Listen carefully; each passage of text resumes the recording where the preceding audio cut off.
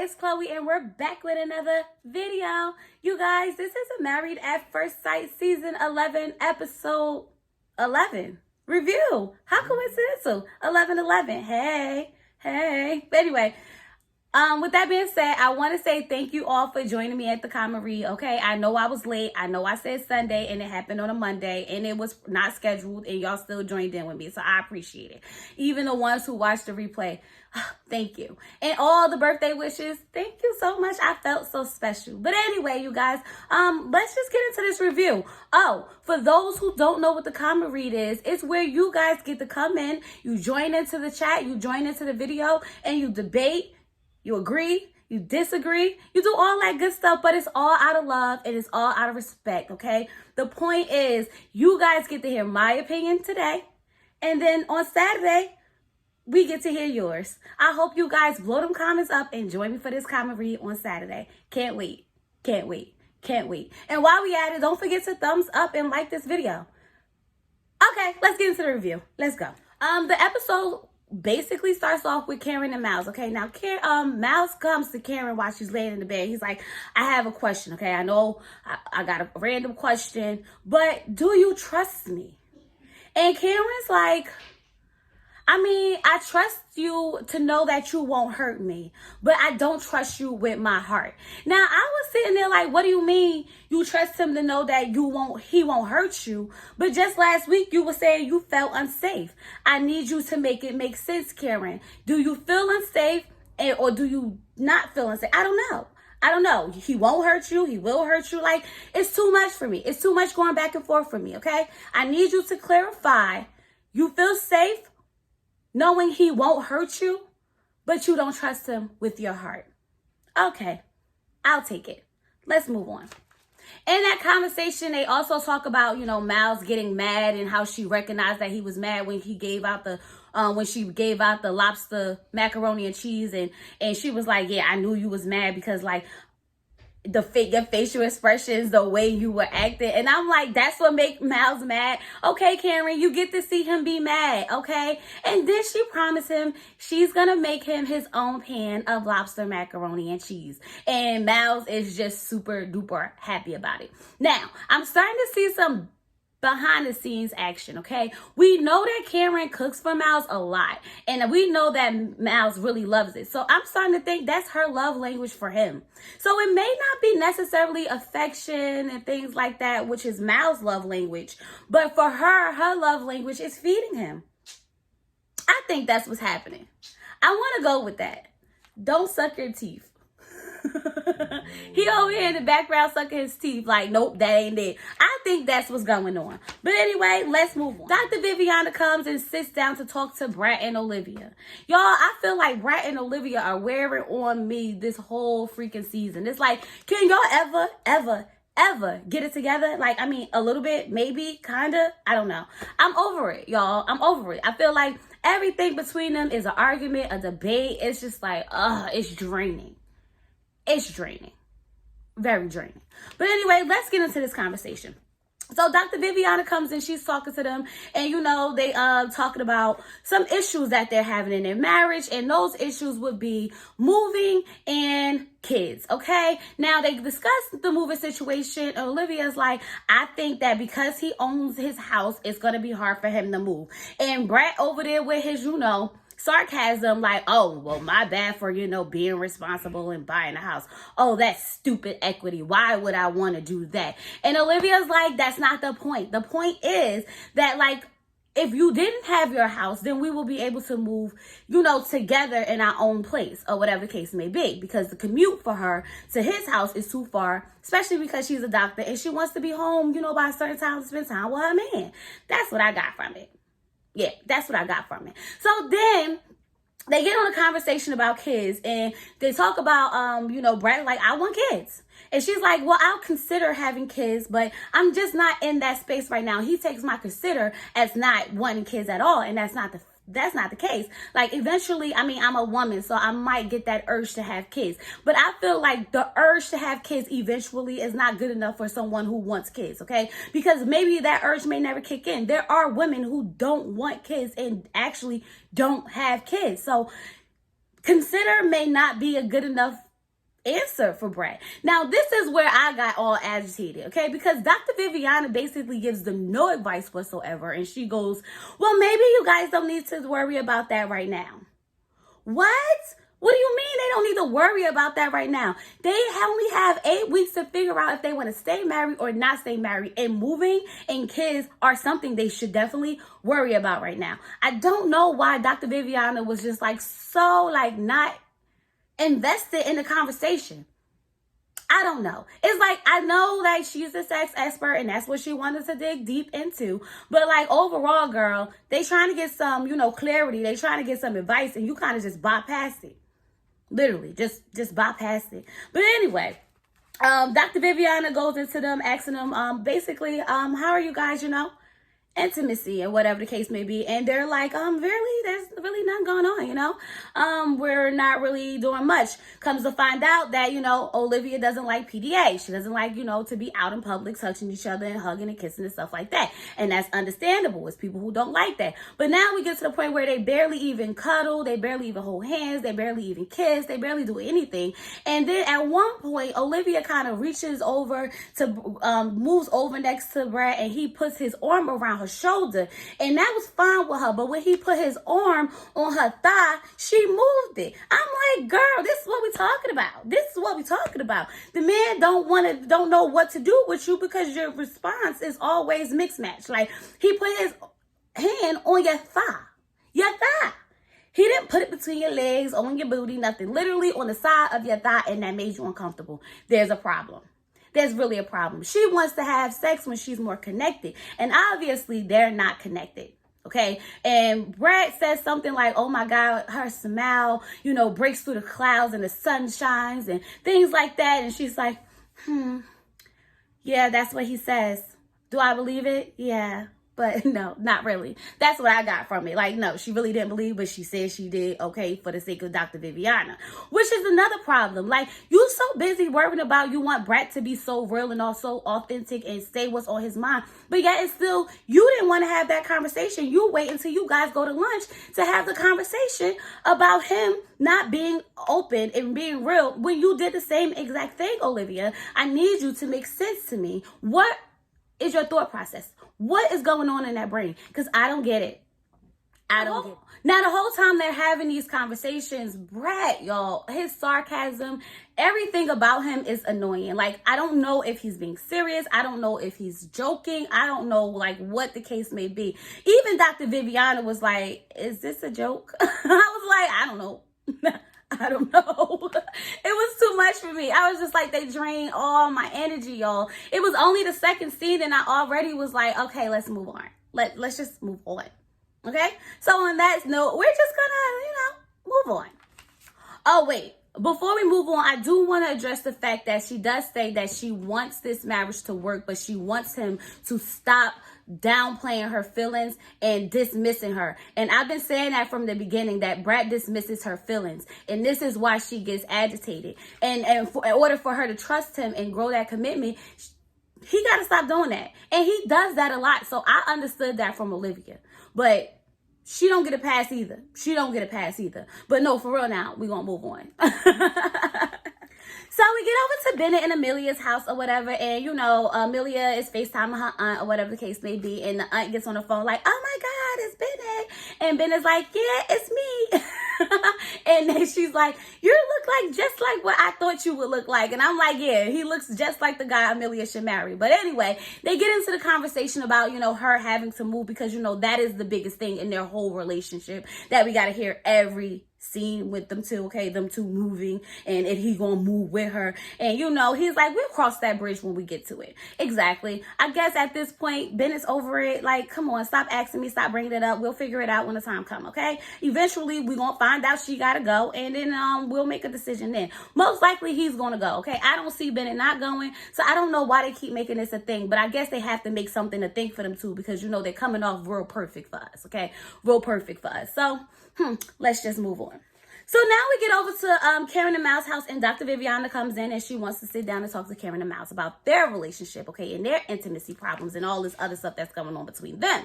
So she sits down and she says, hi. She's like, do you guys feel married? And Karen's like, no. And I was like, oh, Lord, why, Karen? Why? Why? Like, just flat out, no.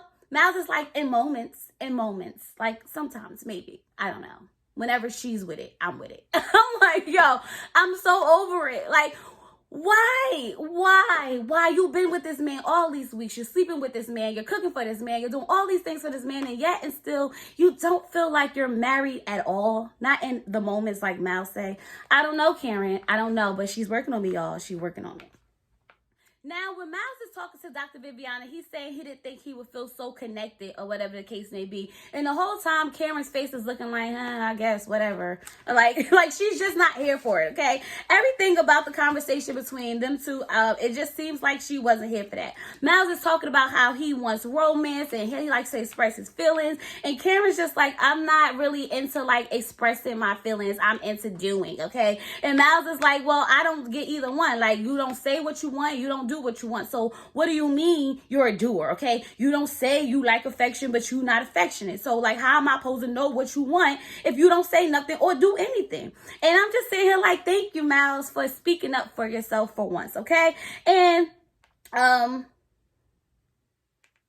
we get to the point why Karen doesn't want to have this conversation about sex and intimacy. Well, mainly sex, but I don't know why she doesn't want to have the intimacy talk. But she said she doesn't want to talk about it because, her family watches this, her mom, her dad, her, all them people or whatever case may be. So I can understand her not wanting to talk about, like, sexual positions and what's her favorite style and, all that stuff. But, like, to actually hug and kiss your husband and to have a talk about intimacy, about, what turns you on and what you don't like and what you do like and how you feel connected and what what you need from a man, as far as intimacy, maybe a back rub every now and then, a random hug or whatever the case may be, it's still uncomfortable for her. And I'm like, girl, you on Married at First Sight on national television and you have a problem with talking about intimacy?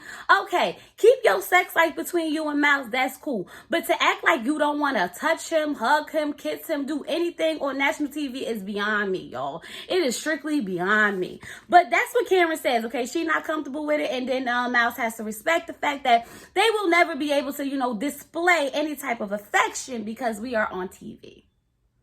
Even though she signed up for Married at First Sight. Just gonna throw that out there. So then Dr. Viviana says, how about we do something like, take sex off the table? Now, the look on Mal's face was like, you got me effed up. You got me all the way effed up, okay? Like, that's what he wanted to say, but he ain't really say it, okay? He ain't really say much of anything at that point. But then it makes sense because Dr. Viviana is like, you guys can't really explore your intimacy and, the touching and the kissing and things of that nature because you're focused so much on sex. So let sex come naturally once you guys discover each other, on a more intimate level, okay? Let's start with hugging. Let's start with kissing. Let's start with a little touching and knowing that it doesn't necessarily have to turn to sex. So I get the fact that she's saying, like, listen, let's just not think about everything we're doing leading to sex. Let's just be natural, okay? Let's just be naturally married people in a relationship and on a random Sunday morning who hug and kiss each other. Let's try that. Let's try that. And I'm just like, yeah, let's do something. Let's do anything because he working me, she working me because she really just let him get away with he lets her get away with everything. And then she just doing too much. Just doing too much. So now we get over to Amani and Woody or whatever the case may be. And Amani and Woody, are like super cute. And she's like, give me a kiss. Give me a kiss. And I'm like, oh, that's so mean. I always be walking over to my husband like, give me a kiss, give me a kiss. And he be like, oh, girl. But, I get it, okay? And he likes it, so I love it. I love it all, okay? Anyway, so they sitting there and they're having to discuss their questions, okay? And one of the questions is, what do I do for you that turns me on, okay? And Woody says the fact that I can open up and trust you and talk to you is, what turns me on about, our situation or whatever the case may be. So then he says, so like, what do I do that turns you on or whatever the case may be? And she's like, the fact that you make tacos and like you put like the sour cream and stuff on it for me and and I know you don't like it, but you thought about the fact that I like it. Like my husband knows me, okay? okay? That turns me on. And I was like, okay, them tacos had her hot and ready. But anyway, I thought it was cute. So then they have the question of, what is your favorite sexual position? Now, what is like, I like it from the side, okay? You know, like I get to see everything. I get to feel everything. It's all like, and I was like, the side. So I'm like turning this way and I'm like, oh, they talking about the side like this way. Okay, I got you. It even took Amani a second to get it. And we were like, oh, okay. Yeah, I get it, okay? So then she says her favorite sexual position is one that they actually never done before. And I'm sitting here like, what is this position that she speaks of, okay? And the position is like, oh, when I, put my legs on your shoulder. And I was like, isn't that kind of like missionary in a sense, but like just a little advanced, like a little bit extra? I mean, y'all didn't do that shit? I guess because Woody was over there wanting to be on the side. I don't know. I felt like that was kind of basic. Okay, but this is not about me and my life, okay? This is about them and their life, okay? But obviously, yeah, she want her legs up in the air, basically. The conversation was cute. It was funny. It was adultish. I like it a lot. But anyway. So then they had another question, and the question was an incident where you felt like you gave up too easy, and Woody speaks on the fact that he felt like he gave up on his relationship with his father too easy. Basically, his father went to jail when he was 9, and when he got out at 16, it was kind of like, you can't come up and be my dad now. You done missed out on all these years, and he felt like it went too far. Like the conversation that they had, I guess maybe they had a disagreement or an argument, but it went too far, and they kind of just gave up on their relationship. And Amani is very like, you can tell like she really cared, and she was really listening, and she was really invested into knowing how he felt. And then she was just like, well, now you have 2 dads. And he was like, yeah, I have 2 dads. And we get the playback of, them two, him meeting her dads, and how he's saying that they could call, saying that he can call them at any time and stuff like that. And I thought it was so cute. But I also feel like Woody has to at some point go and have that conversation with his dad and maybe try to make it right. But that's just my opinion. I don't know how deep it got or what the words were said, but I know that him going to jail, I don't know what he did that caused him to go to jail. But I feel like when it comes to your parents, you have to find in your heart enough to forgive them. But he did say he ain't losing no sleep over it, okay? And he's still able to love just like he loves her. So I guess it's not bothering him. I just wish that, he can get that closure, because you could tell it's bothering him. Even the way he looked when he started thinking about it, it's bothering him. He says it's not, but I think it is. I really think it is. And they might need to, rehatch it or hash it out again and come to a conclusion. I don't know. I'm not a therapist, but I can tell that it hurts him deep down inside.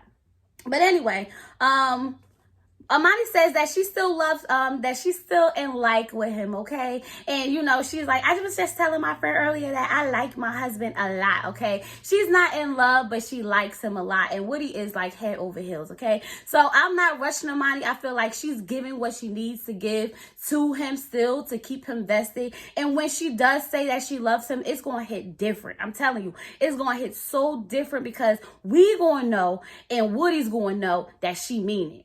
And that's a fact, Jack. It's like, don't mind me, y'all. Don't mind me. I'm in a good mood. Okay, so let's just move on. Karen and Mafs, okay, y'all, they going to go work out, okay, so, they, going in there, and they got the little elastic bands, and they squatting it out, they doing this. Well, Karen's squatting it out, and Mafs is really trying, okay, but he's not going to let her show him up, and they, they bonded, they connected, it's cute. I'm like, finally, they're doing something together. They're not, I guess it's because he really didn't have to like be over her or close to her, that she enjoyed herself. And even when they were sitting down talking, and she was like, I love that you could take a joke. And I was like, Mafs always could take the joke, Karen. That's crazy, because you the one that can't take the joke, son. When he calls you a cougar joking, you couldn't take it, okay? When he was trying to make a joke about writing having sex on but my wife on the calendar, you couldn't take it. It's never Mafs, it's you, Karen, okay? Learn how to take a joke, Karen, and stop being a Karen. Okay, let's move on.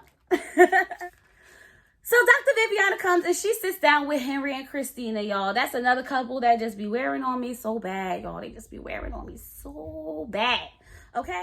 So while Dr. Viviana is talking to Henry and Christina, Henry is talking about, like, you know, how he knows he shuts down and that frustrates Christina and things of that nature. And then he also expresses that he's never really been in a real relationship. So he doesn't really have that much practice with being emotional, okay? He's not really emotional. And Dr. Viviana says, you are emotional. You have emotions. You just don't know how to, you know, put them out there, or whatever the case may be. And they're just talking about, you know, how they can do better as humans, basically. Y'all, how they can do better overall, like just individually together, just do better.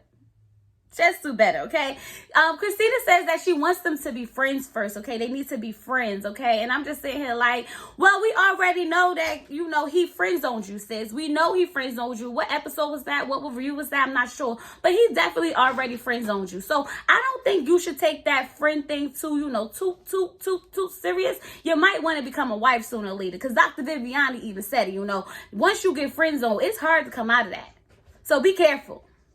Definitely be careful, okay? So then they start talking about intimacy and affection and things of that nature, okay? And we know, everybody know that Henry, Christina ain't got nothing going on. Not no hugs, not no kisses, not no touches, not no snuggles, not nothing, okay? They barely like to be around each other, yet alone have any type of intimacy or affection towards each other. But, you know, Henry does, you know, say that he doesn't mind being affectionate towards her and things like that. But she's like, listen, I'm fine with taking the lead, but he has to take the lead first. So basically, he has to show me he wants me, and then I'll show him I want him back. And the thing is, I could understand that. Every woman wants to feel wanted. But Christina is not the type of girl where you just walk up to her and, you know, take advantage and give her a hug or a kiss, because she always looks so guarded. And that's the disconnect that her and Henry are having, because her attitude is so standoffish, he doesn't feel comfortable to even approach her. And then she wants him to approach her because, like she said, she's open for any type of affection, okay? She's basically willing and ready to go. Go. And I think she's a little frustrated, a little, you know, pinned up frustration. Just saying. So now we get over to Amelia and Bennett, okay, and they're doing their exercise, and their exercises, you know, they're close to each other, and they swaying back and forth, and they got their heads, you know, connected to each other, okay? They become one in a sense, okay? And it's so cute, y'all. And they talking about, like, when they feel the closest to each other, and what's their favorite part of their bodies, and, you know, what's the best part of their mind and things. And it was real, like, cute and intense, okay? And we know, I think Henry got a little bit of soul to him, okay? Because we already know he liked the R&B, okay? But he also liked the hips, okay? I was like, you better get it, okay? Get them hips, okay? And I ain't gonna lie, I did kind of look at him and like, she got a little body going on, okay? And that was before he said it, but that's not the point. That's not the point. The point is that it was very cute. It was very, you know, sensual. And I can tell, like, maybe they had some of their, you know, weird, you know. They do cocaine? No. Oh, my bad. I was talking about smelling. I thought you said. No, like smell, like they smell. I thought you said. I said, oh, they do cocaine? I didn't know that. My bad. You cut that out, my fault. And they having some of their, you know, weird sexual experiences that they have afterwards. You can tell. So now we get back to Woody and Amani in their apartment or whatever the case may be. And, you know, Amani is like, that dog is, like, super loud. And Woody's like, exactly, and you want a dog. And she like, my dog not going to be loud, okay? I'm going to train my dog. And he like, how you going to train a dog? That's their language. You can't control their talking. You know, that's how they talk. And she like, you supposed to spray it when, you know, when they start barking too loud. And I said, I felt the whole world go up in shambles when she said spray that dog with the water, okay? Because y'all know you can't talk about spraying no animals or doing nothing to no animals without the uproar. So I felt like the whole community that was watching Married at First Sight was like, oh my God, she's going to spray the dog. She hate animals. Okay, I felt it. But I'm sure that's not what she meant by it. She was just saying that you could train a dog by, you know, spraying it with the water and it won't, you know, do that. But Woody says he's not down for a dog, but he will, you know, compromise and get a dog if he could get the baby and the dog together. So we do know that he wants the baby, and he wants the baby as soon as, as time can, allows them to have a baby. And she's like, what do you mean you want to get a dog if we get a baby? And he like, because I want them to grow up together. But I've heard people say that. I think my husband said that before, like he wanted to get a dog when my daughter was little because they grow up together and he'll protect her and stuff like that. But I mean, I'm not a dog person, so it is what it is. But anyway, I get it. But Amani's like, listen, we get a dog. It don't matter. And she was like, well, you and that dog gonna be outside. I started cracking up like, don't play with Woody, Amani. Do not play with Woody, okay? You and that dog gonna be outside, okay? Amani was like, yeah, okay. I'm getting a dog. I was like, okay, they got more stuff to talk about. Okay, obviously, the dog is the bigger issue than the baby. So I guess they need to just go ahead and have this baby. Maybe. Oh, that rhyme, baby, maybe. Anyway, let's keep going. Okay, so now we get over to Olivia and Brett, okay? And Olivia and Brett are basically, talking about the conversation they had with Dr. Viviana. And Olivia's like, so how do you feel about the conversation we had with Dr. Viviana? And Brett like, listen, I'm not going to say that she was wrong, but like, how you just going to tell us like not to worry about these big problems that we have? And I'm like, right, like how? I felt like it. Okay, I thought I was the only one, and I'm glad he validated that for me, because I was like, what do you mean, like, don't worry about it? Like, you gotta worry about it. Where they gonna live after these 8 weeks, okay? Are they gonna want to have kids down the line eventually, today, tomorrow? I don't know, but according to Dr. Viviana, y'all, don't worry about it. Just don't worry about it. So then Olivia says that she wants Brett to work on how he looks at her, okay? Because he looks at her sarcastically. And Brett, being the sarcastic man he goes, I didn't even know you can do that. I was like, oh, I hate it. Yo, he drives me crazy, okay? He's like, I didn't even know I could look at you sarcastically. And she's like, you know what I mean, okay? It's the way you look at me. You look at me like I'm stupid. And I was like, oh my God, okay? Then they get into a whole back and forth about, how he doesn't really say what he means, okay? Because if he really felt the way he felt about her smile or whatever the case be, and him saying that when he gets her smile, he earned it and he really likes that, okay? He would have said that the other night when they was having an intimate conversation. And I'm like, well, maybe it just wasn't the time. Like he said, she asked me a question. I gave her an answer. Like, it's never enough for Olivia. I don't know what more she wants. Then she says that, he only answers the question in a political way, okay? He asks questions with questions. And I'm like, yeah, this is true. I feel you, girl. But you ain't no angel either, okay? She says he act different when the camera's around. He said, I can say the same about you. You act different when the camera's around, okay? And she's like, do you want to be married to me? And I'm so tired of them out there just throwing out that question. Like, do you want to be married to me? The last time somebody asked that question, they got told no. Remember hearing Christina? So I think she better tread lightly. But, Brett was like, of course, like, I told you I want to be married to you. Like, it's obvious I want to be married to you. But, Olivia's not trying to hear any of it, okay? Olivia is now dismissing everything that Brett says, and Brett's dismissing everything that Olivia says. And, y'all, I'm so over them, okay? So with that all being said, I think I'm just going to move on. So let's just move on. So we get over to Mafs and Karen, and Mafs and Karen are in the bed, and they're doing their little questions, okay? And the questions is like, what pet names would you give me, okay? Mafs said that he wants, she doesn't really give him any pet names. She doesn't really call him anything. She calls him Child.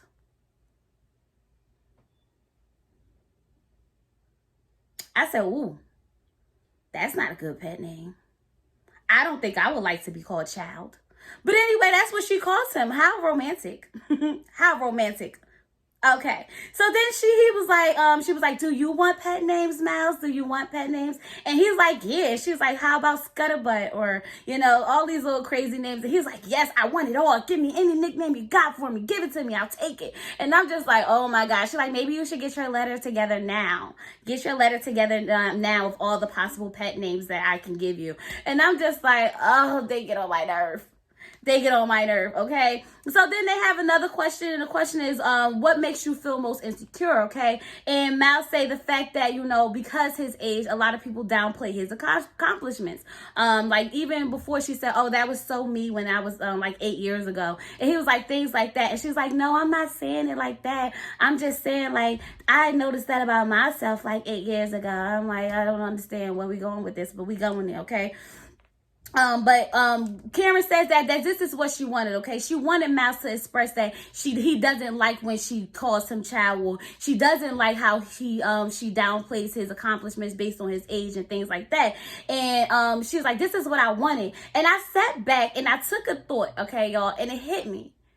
Karen is so used to toxic that she wants him to be toxic to her, okay? She's so used to people talking down to her or always telling her what she's doing wrong in a relationship that she wants Mal so badly to tell her everything she's doing wrong at every freaking moment so that she can be validated to the fact that I guess he cares, because she associates someone telling her what's wrong with her as love, which is probably what she went through with the ex-boyfriend who had the baby on her. Okay, he probably said a lot of things to her and walked away so he could go be with the other chick, started arguments so he could go be with the other chick, and she got used to that cycle. So I think in her mind, her wanting him to be so, aggressive, and to the point where he's telling her every moment she does something wrong is showing her that he loves her. I was like, this not healthy. It's not healthy. It's like, enjoy the honeymoon phase. Why can't he just want to be around you and be happy with you at this moment? Why do we have to find what makes me mad right now? Right now. Like, no. No. But I got it. I figured it out, y'all. I definitely figured it out. I figured it out. So let's move on to Christina and Henry. So Christina and Henry are now doing their exercise, and Christina and Henry are doing it blindfolded, okay? And Henry puts on his blindfold and he's like feeling around, okay? And Christina's like, are you adjusting? I was like, oh Lord, they wear on me, oh, so bad. But anyway, he's adjusting, okay, whatever the case may be. And the question is, the first one is, what would you do better in our marriage and why? Okay, so he says, that he would like to open up more. Okay, and then the second question that she has for him is, tell me one thing about yourself that you haven't told me. Okay, so he does say that he really feels insecure because when he was a younger child, he was heavy, okay? He was a fat kid. I guess he never really got over the fact that people teased him and made fun of him and things like that. And the fact that he's maybe like socially awkward on top of being the fat kid in school and things like that. It may have really affected him deep down inside a lot. And Christina is just so like, she has no sympathy for him whatsoever. She's like, well, you're like 34 now, right? So, get over it. Basically, that's what she said. Like, get over it. Like, how long was this? Okay, you're still holding on to this. Like, you're no longer fat. You're no longer like 9. You're 20. You're 34 years old. You're skinny. Okay, so like, why are you holding on to it? But the way she did it was so nasty. Like, just get over it. That's how I took it.